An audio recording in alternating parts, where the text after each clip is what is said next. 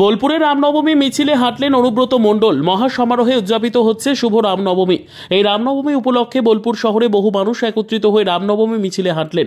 Bolpur rail ময়দান হইতে মিছিলটি শুরু হয় এবং বোলপুর শহর পথ পরিক্রমা করে শেষ হয়।